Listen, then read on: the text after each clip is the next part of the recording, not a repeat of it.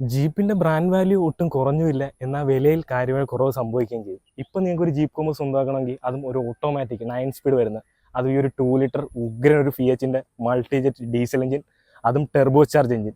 ഇത്രയും പെർഫോമൻസും ഇത്രയധികം ഡ്രൈവിംഗ് സ്റ്റെബിലിറ്റിയും ആ ഒരു പ്ലഷർ കംപ്ലീറ്റ്ലി എൻജോയ് ചെയ്ത് ഇത്രയധികം ഒരു ബ്രാൻഡ് വാല്യൂയോട് കൂടി ഒരു വാഹനം കൊണ്ടുനടക്കാൻ ആഗ്രഹിക്കുന്നവരാണ് നിങ്ങളെങ്കിൽ തീർച്ചയായിട്ടും പോകേണ്ടത് ഒരു ജീപ്പ് കോമ്പസിലോട്ടാണ്.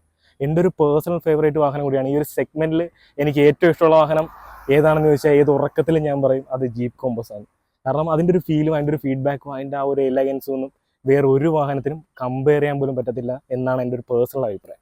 ലുക്ക് വൈസ് ഒന്നും കാര്യമായിട്ടുള്ള മാറ്റം ജീപ്പ് ഇറങ്ങിയപ്പോൾ തൊട്ട് ഇന്നേ വരെ കോമ്പസിന് സംഭവിച്ചില്ലെങ്കിലും വളരെ മൈന്യൂട്ടായിട്ടുള്ള കുറച്ച് ചേഞ്ചസ് ഉണ്ട്. പക്ഷേ അത് എലഗൻസിൽ ഒരു വിട്ടുവീഴ്ചയും വരാത്ത രീതിയിൽ തന്നെ വളരെ മിനിമലായിട്ടുള്ള ഡിസൈനും വളരെ പെർമനൻ്റ് ആയിട്ടുള്ള ഡിസൈനുമാണ്. ഒരു കാലത്തും ഔട്ട്ഡേറ്റഡ് ആകാത്തൊരു ഡിസൈനാണ്. അതുകൊണ്ട് തന്നെ നമുക്കൊരു ടൈംലെസ് ഡിസൈൻ എന്ന് വിളിക്കാൻ പറ്റുന്ന ഒരു ഡിസൈൻ ലാംഗ്വേജ് ആണ് ജീപ്പ് ഇൻട്രൊഡ്യൂസ് ചെയ്തിരിക്കുന്നത്. ഫ്രണ്ട് ഡിസൈൻ നമ്മൾ നോക്കുകയാണെങ്കിൽ കാണാം ആ ഒരു 7 സ്ലോട്ട് ഗ്രില്ല്. അത് തന്നെയാണ് ജീപ്പിൻ്റെ ഒരു ഐഡന്റിറ്റി ആയിട്ടുള്ള സംഭവമാണ്. ജീപ്പ് എന്നുള്ളൊരു ബ്രാൻഡിങ് ചെയ്യണം, അതൊക്കെ ആ ഒരു പ്രൗഡി വിളിച്ച് ഉയർത്തുന്ന രീതിയിലുള്ളതാണ് കൊടുത്തിരിക്കുന്നത്. പിന്നെ ജീപ്പ് LED അല്ലെങ്കിൽ ജീപ്പ് പെർഫോമൻസ് LED എന്നുള്ളൊരു ബാഡ്ജിങ് ഹെഡ് ലാമ്പിൻ്റെ അകത്തായിട്ട് ഇൻ്റഗ്രേറ്റ് ചെയ്തിട്ടുള്ളത് കാണാം. വളരെ സ്ലീക്ക് ആയിട്ടുള്ള ഹെഡ് ലാമ്പ് യൂണിറ്റ് ആണ്. അതൊരു സ്മോക്ഡ് ഫീൽ കൊടുത്തിട്ടുണ്ട്. LED projected head lamp unit ആണ്. തൊട്ട് താഴെ ചെറിയൊരു സിപ്ലേറ്റ് പോലത്തെ പോർഷൻ കാണാം, അതുമൊക്കെ ഭംഗിയായിട്ടുണ്ട്. മൊത്തത്തിൽ ഞാൻ പറഞ്ഞ പോലെ അധികം ഡിസൈൻ ലാംഗ്വേജ് അല്ലെങ്കിൽ ഓവർ ഡിസൈൻ ഗിമിക്സ് ഒന്നുമില്ല, വളരെ മിനിമലായിട്ടുള്ള ഡിസൈനാണ്. പക്ഷേ കാണാൻ ഇത്രയും ഭംഗിയുള്ളൊരു വാഹനം ഈ ഒരു സെഗ്മെന്റിൽ വേറെ ഇല്ല എന്നാണ് എനിക്ക് പേഴ്സണലി ഫീൽ ചെയ്തത്. ഇനി നമുക്ക് സൈഡ് പ്രൊഫൈലിൽ പോയിട്ട് അവിടെ എങ്ങനെയുണ്ടെന്ന് നോക്കാം. അപ്പോൾ സൈഡ് പ്രൊഫൈൽ കാണുമ്പോഴും നമുക്ക് കാണാം വളരെ മിനിമലായിട്ടുള്ള ഡിസൈനാണ്. ഞാൻ പറഞ്ഞ പോലെ യാതൊരു മാറ്റവും ഇല്ല. ജീപ്പ് കോമ്പസ് എന്ന് പറയുമ്പോൾ തന്നെ നമ്മുടെ മനസ്സിൽ വരുന്ന ഒരു രൂപമാണ്. ആ ഒരു SUV വേണ്ടതായ ഒരു രൂപം, നമ്മുടെ മനസ്സിൽ SUV എന്ന് പറയുമ്പോൾ തന്നെ വരുന്നൊരു രൂപം എന്നാണ് ഇതിൻ്റെ സൈഡ് പ്രൊഫൈൽ കാണുമ്പോൾ പറയാനുള്ളത്.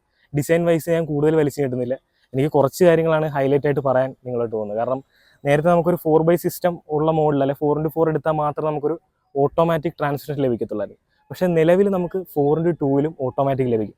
അപ്പോൾ അനാവശ്യമായിട്ടുള്ളൊരു സ്പെൻഡ്, ഇപ്പോൾ നിങ്ങൾക്ക് ഓട്ടോമാറ്റിക് വേണം, നിങ്ങൾക്ക് 4 വീൽ യൂസ് ഇല്ല എങ്കിൽ നിങ്ങൾ അത്രയും സ്പെൻഡ് ചെയ്ത് ഏകദേശം 42 ലക്ഷം രൂപയോളം നിങ്ങൾ സ്പെൻഡ് ചെയ്ത് ഓട്ടോമാറ്റിക്കലായിട്ട് പോകേണ്ടതായിട്ടുണ്ട്. പക്ഷേ നിലവിൽ സെക്കൻഡ് വേരിയൻ്റ് തൊട്ട് തന്നെ അത്യാവശ്യം എല്ലാ ഫീച്ചേഴ്സും കൂടാതെ ഒരു 4x2 സിസ്റ്റം കമ്പനി ഇൻക്ലൂഡ് ചെയ്തിട്ടുണ്ട്. നമുക്കൊരു 33 ലക്ഷം രൂപ മുടക്കിയാലും ജീപ്പിൻ്റെ ഈ ഒരു ഉഗ്രൻ എഞ്ചിനും ഈ ഒരു ട്രാൻസ്മിഷൻ കോമ്പിനേഷൻ നമുക്ക് ലഭിക്കും.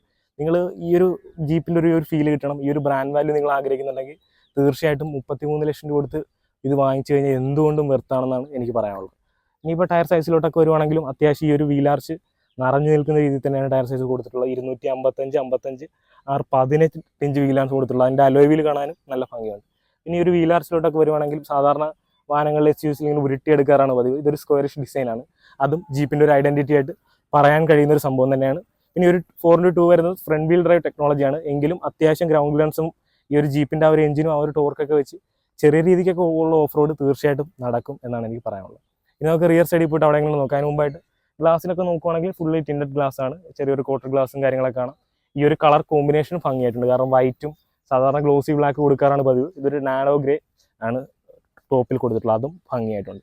ഇനി നമുക്ക് റിയർ സൈഡിൽ പോയിട്ട് അവിടെ എങ്ങനെ ഉണ്ടെന്ന് നോക്കാം. റിയർ ഡിസൈൻ നോക്കുമ്പോഴും കാണാം നല്ല ഭംഗിയായിട്ട് തന്നെ ജീപ്പ് ഇൻ്റഗ്രേറ്റ് ചെയ്ത് വെച്ചിട്ടുണ്ട്. പ്രത്യേകിച്ച് ഈ ഒരു ടെയിൽ ലാമ്പ് യൂണിറ്റൊക്കെ വളരെ സിമ്പിൾ ആണെങ്കിലും അങ്ങേ അറ്റം എലഗൻ്റ് ആയിട്ടുള്ള ലുക്കാണ്. അതിൻ്റെ ഇൻ്റഗ്രേഷൻ ആണെങ്കിലും അതിൻ്റെ പ്ലേസിങ് ആണെങ്കിലും ഒക്കെ ഭംഗിയായിട്ടുണ്ട്. സാധാരണ ഇപ്പോൾ ഫുള്ള് ഒരു കണക്റ്റഡ് ടെയിൽ ലാമ്പ് യൂണിറ്റ് ആണ്. പക്ഷേ കമ്പനി ട്രെൻഡിനൊപ്പം പിടിക്കാതെ ഒരിക്കലും ഔട്ട്ഡേറ്റഡ് ആകാത്ത ഡിസൈൻ, കാരണം ആ ഒരു ടൈംലെസ് ഡിസൈൻ ഫോളോ ചെയ്താണ് ജീപ്പ് എപ്പോഴും മുന്നോട്ട് പോകുന്നത്. അവരുടെ ലോഗോ ഇൻ്റഗ്രേറ്റ് ചെയ്തിട്ടുള്ളതാണെങ്കിലും ഭംഗിയായിട്ടുണ്ട്. അതൊരു ഗൺമെറ്റൽ ഗ്രേ ഫിനിഷാണ് കൊടുത്തിട്ടുള്ളത്. എന്ന പേരിനെ സൂചിപ്പിക്കുന്ന ബാഡ്ജിങ് കാണാം. ഇൻ്റഗ്രേറ്റഡ് സ്പോയിലർ, ഷാർപ്പിൻ്റെ ആൻഡ് തുടങ്ങിയ എല്ലാ കാര്യങ്ങളും കൊടുത്തിട്ടുണ്ട്. ഡീഫോഗർ ലൈൻസ്, റിയർ വൈപ്പർ എല്ലാം ഉണ്ട്. ഇനിയിപ്പോൾ നമുക്ക് ബൂട്ട് സ്പേസും കൂടെ ജസ്റ്റ് ഒന്ന് നോക്കുവാണെങ്കിൽ ഇലക്ട്രോണിക് ടെയിൽ ഗേറ്റ് ആണ് വരുന്നത്. അങ്ങനെ അത്യാവശ്യം വേണ്ട എല്ലാ ഫീച്ചേഴ്സും കൊടുത്തിട്ടുണ്ട്. നല്ല ബൂട്ട് സ്പേസ്, അത്യാവശ്യം ഫ്ലാറ്റ് ആയിട്ടുള്ള ലോഡ് ഏരിയയാണ്. അതുകൊണ്ട് തന്നെ സാധനങ്ങൾ എടുക്കാനും വെക്കാനും സുഖമാണ്. സബ് വൂഫർ കാണാം, ബൂട്ട് ലാമ്പ്, അങ്ങനെ അത്യാവശ്യം വേണ്ട ഫീച്ചേഴ്സ് എല്ലാം ഇവിടെയും കൊടുത്തിട്ടുണ്ട്. ഇവിടെ ഒരു 1 പ്രസ്സിൽ തന്നെ ഇത് നമുക്ക് ക്ലോസ് ചെയ്യാനും സാധിക്കും. ഇവിടെ ചെറിയ ചെറിയ എലമെന്റ്സ് ഒക്കെ ഉണ്ട്. നമ്മുടെ റാംഗ്ലറിന്റെ ഗ്രില്ലും അങ്ങനെ ചെറിയ മല കയറുന്ന സംഭവം, അങ്ങനെ ലിസാർട്സ്, അങ്ങനെ കുറച്ച് കൗതുകം ഉണർത്തുന്ന കുറച്ച് സംഭവങ്ങൾ, നമ്മളെ വികാരം കൊള്ളിക്കുന്ന കുറച്ച് സംഭവങ്ങളൊക്കെ അവിടെ ഇവിടെയൊക്കെ ഇൻ്റഗ്രേറ്റ് ഉണ്ട്. അതിൻ്റെ ഷോട്ടൊക്കെ നമ്മളിപ്പോൾ ആഡ് ചെയ്യാം. അപ്പോൾ അത്രേ ഉള്ളൂ ഇതിൻ്റെ ഡിസൈൻ വൈസ് കാര്യങ്ങളൊക്കെ പറയാം. ഇനി നമുക്ക് കൂടുതൽ കാഴ്ചകൾ ഇന്റീരിയർ കയറി നിന്നിട്ട് അവിടുത്തെ ഫീച്ചേഴ്സും കാര്യങ്ങളൊക്കെ ജസ്റ്റ് ഒന്ന് നോക്കാം. അപ്പോൾ ഇതാണ് ജീപ്പ് കോമ്പസിൻ്റെ ഇൻറ്റീരിയർ. അപ്പോൾ എല്ലാവരും ഒന്ന് കണ്ടോതേ. ജീപ്പ് കോമ്പസ് എന്നൊക്കെ എഴുതി കാണിച്ചത് ഓണായി വരുന്നത് തന്നെ ഒരു രസമുണ്ട് കാണാനായിട്ട്.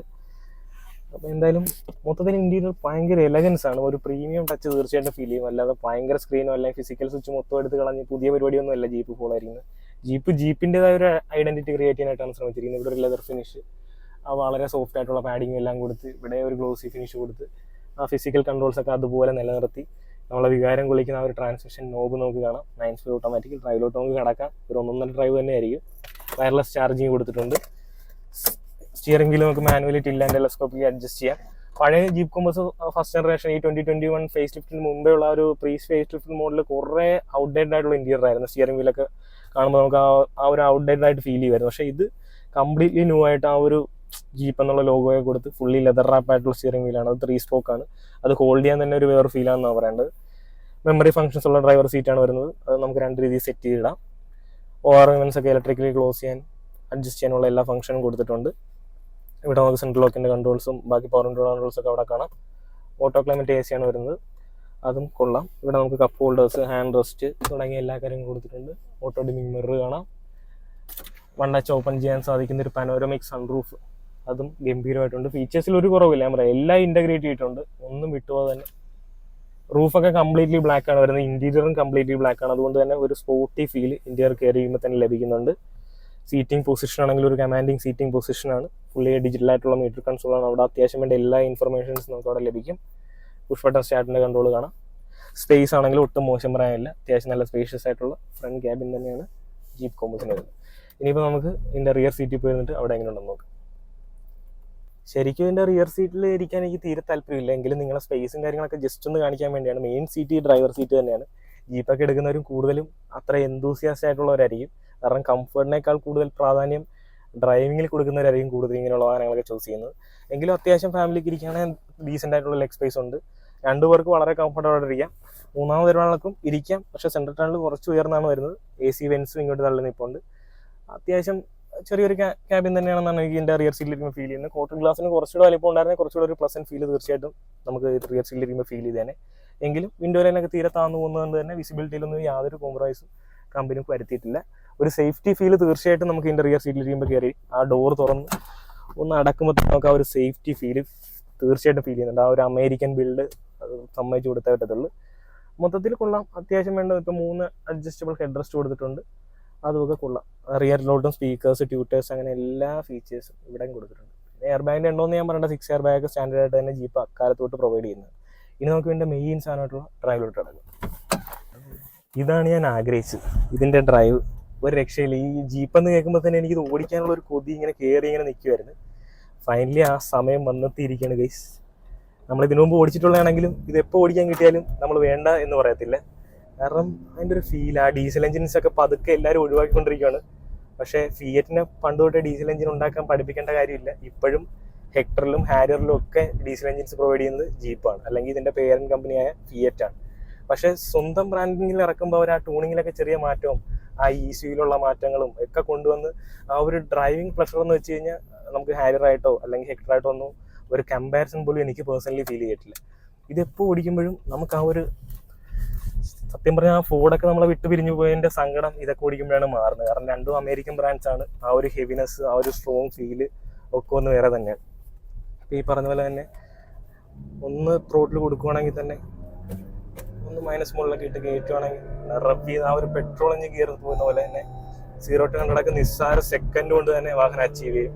അതും സ്റ്റെബിലിറ്റി നമുക്ക് ഇത്രയും സ്പീഡിൽ നമ്മൾ വാഹനം ഓടിക്കുന്നതെന്നോ അങ്ങനെ ഒരു ഫീലിംഗും ഇല്ലാത്ത രീതി അത്രയും കംഫർട്ടബിൾ ആയിട്ടുള്ള റൈഡിങ് പൊസിഷനാണ് ഈ ഒരു ജീപ്പ് ഓഫർ ചെയ്യുന്നത്. പിന്നെ സ്റ്റിയറിംഗ് വീൽ നോക്കുവാണെങ്കിലും വളരെ ലൈറ്റാണ്, വളരെ കോമ്പാക്റ്റ് ആണ്, വളരെ ഈസി ആയിട്ട് തന്നെ നമുക്ക് ഹാൻഡിൽ ചെയ്ത് കൊണ്ടു നടക്കാൻ സാധിക്കും. ഹോൺ അടിക്കുമ്പോൾ ഒരു ഫീലാണ്. ഇപ്പോഴും ഇതിൻ്റെ സിസ്റ്റമൊക്കെ ഇതേ ഇൻഡിക്കേറ്ററൊക്കെ ലെഫ്റ്റ് സൈഡിൽ തന്നെയാണ്. അതും ഒക്കെ ഒരു ഫീലാണ് എന്നാണ് പറയുന്നത്. ടേണിംഗ് റേഡിയസ് ഒക്കെ വളരെ കുറവാണ്. സ്റ്റിയറിംഗ് ഒക്കെ റിട്ടേൺ വരുന്നതാണെങ്കിലും ഒക്കെ നല്ല പക്കയായിട്ട് തന്നെ വരുന്നുണ്ട്. അതുകൊണ്ട് തന്നെ മൊത്തത്തിൽ ആ ഒരു ഡ്രൈവിംഗ് പ്ലഷർ എന്ന് വെച്ച് കഴിഞ്ഞാൽ അത് വേറൊരു ഫീല് തന്നെയാണ്. എനിക്ക് എൻ്റെ ഏറ്റവും ഇഷ്ടപ്പെട്ട ഒരു ഫാക്ടർ ഏതാണെന്ന് ചോദിച്ചാൽ അത് തീർച്ചയായിട്ടും ഡ്രൈവിംഗ് തന്നെയാണ്. പിന്നെ ഈ ഒരു ഫീച്ചേഴ്സ്, ഇൻറ്റീരിയർ, മൊത്തത്തിലുള്ള കംഫർട്ട്, ഇതൊക്കെ തന്നെയാണ് ജീപ്പ് കോമ്പസിൻ്റെ കാര്യത്തിൽ എനിക്ക് എപ്പോഴും ഹൈലൈറ്റ് ആയിട്ട് പറയാനുള്ളത്. ഇനി എഞ്ചിൻ പവറിലോട്ടൊക്കെ കിടക്കുകയാണെങ്കിൽ ഏകദേശം 167 PS പവറും 350 എണ്ണം ടോർക്കുമാണ് ഈ ഒരു high torque diesel engine provide ചെയ്യുന്നത്. 2 ലിറ്ററാണ് ഇതിൻ്റെ എഞ്ചിൻ കപ്പാസിറ്റി വരുന്നത്. അത്രയൊക്കെയാണ് ഇതിനെപ്പറ്റി പറയാനുള്ളത്. ഇനി ഓട്ടോമാറ്റിക് ട്രാൻസ്മിഷൻ ഇതിനെപ്പറ്റിയും പറയണം. ഇത് ഈ ഒരു സെഗ്മെൻറ്റിൽ വേറെ ഒരു വാഹനത്തിനൊന്നുമില്ല 9 സ്പീഡ് ഓട്ടോമാറ്റിക് എന്നുള്ളൊരു സംഭവം. അതും ഓഫർ ചെയ്യുന്ന ജീപ്പാണ്. അപ്പോൾ ലോങ് ഡ്രൈവ്സ് ഒക്കെ കൂടുതലുള്ളവരും ഹൈവേ ഡ്രൈവ് ഒക്കെ കൂടുതൽ പോകുന്നവർക്കും തീർച്ചയായിട്ടും പറ്റുന്നൊരു വാഹനം തന്നെയാണ് ജീപ്പ് കോമ്പസ് എന്നുള്ള കാര്യത്തിൽ യാതൊരു സംശയവുമില്ല. ഓക്കെ, അപ്പോൾ നമ്മൾ ഓടിച്ചപ്പോൾ ഇത്രയും വികാരം കൊള്ളിച്ച ആ എഞ്ചിൻ ഒന്ന് സ്മരിച്ചേക്കാൻ കണ്ട ജീപ്പ് ടെർബോ ഡീസൽ കണ്ടപ്പോൾ തന്നെ ഒരു സന്തോഷം, ഒരു രക്ഷയില്ല. ഇത് ബോണറ്റ് പൊക്കി ഇങ്ങനെ വെക്കാൻ കുറച്ച് പ്രയാസപ്പെട്ടു, കാരണം നല്ല ഹെവി ആയിട്ടുള്ളൊരു ഹുഡാണ്, അതുകൊണ്ട് തന്നെ സേഫ്റ്റിയാണ്, സ്ട്രോങ് ആണെന്നാണ് പറയുന്നത്. അപ്പോൾ എന്തായാലും ജീപ്പ് ലൈനപ്പിലുള്ള ഏത് വാഹനം, ഇപ്പം മെറിഡിയൻ ആയാലും കോമ്പസ് ആയാലും റാംഗ്ലർ ആയാലും നിങ്ങൾക്ക് ഏത് വാഹനം വേണമെങ്കിലും പിനാക്കിൾ മോട്ടോഴ്സുമായിട്ട് കോൺടാക്ട് ചെയ്യാമെന്നാണ് എറണാകുളത്ത് മുട്ടത്തുള്ള. അപ്പോൾ തീർച്ചയായിട്ടും അവരോട് താങ്ക്സ് കൂടെ പറഞ്ഞുകൊണ്ട് നമ്മുടെ ഇന്നത്തെ വീഡിയോ ഇവിടെ വെച്ച് എൻ്റെ പേയാണ്. അപ്പോൾ വീഡിയോ കണ്ട എല്ലാ സുഹൃത്തുക്കൾക്കും നന്ദി, നമസ്കാരം.